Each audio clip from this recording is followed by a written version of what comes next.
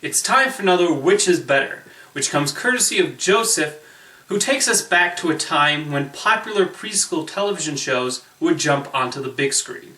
Which of these movies featuring 90s preschool icons do you think is better? 1998's Barney's Great Adventure or 1999's The Adventures of Elmo in Grouchland?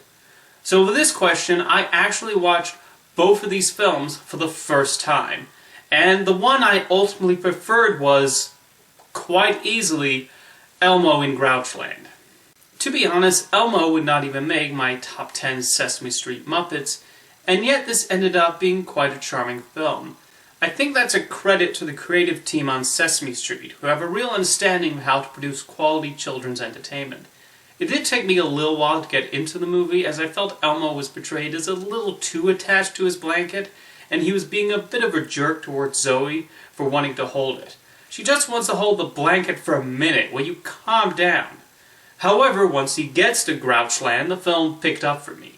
The movie is not 100% Elmo all the time, as we also watch a few of the Sesame Street Muppets, like Big Bird, Cookie Monster, and Oscar, try to find Elmo, and the villainous antics of Manti Potemkin.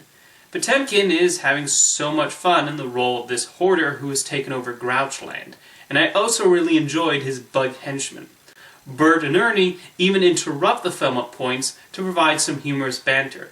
This being a Henson production, the puppetry is excellent, and the production design in Grouchland is nicely done.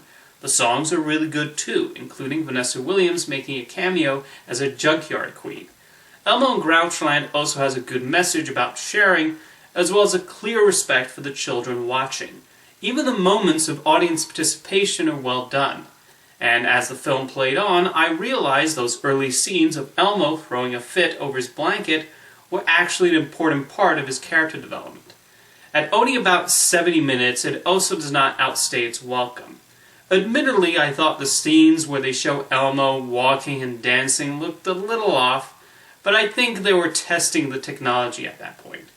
That aside, yes, I quite enjoyed Elmo in Grouchland.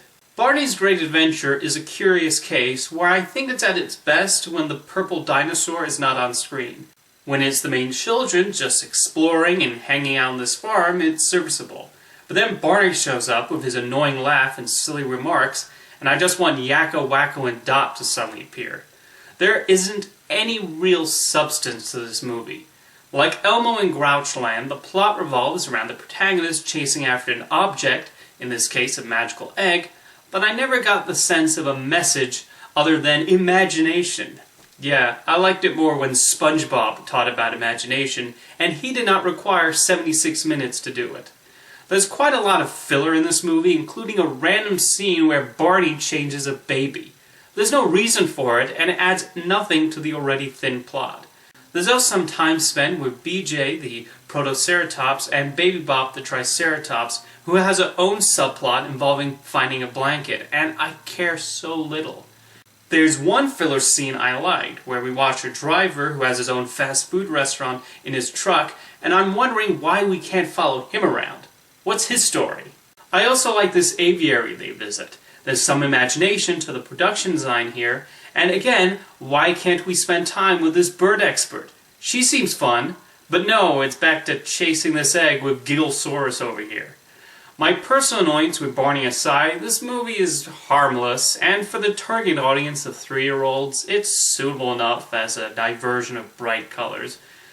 But just don't expect them to gain anything from it.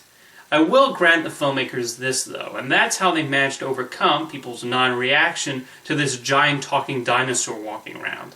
They establish in the opening scenes that Barney is a popular television series and a merchandising phenomenon in this universe.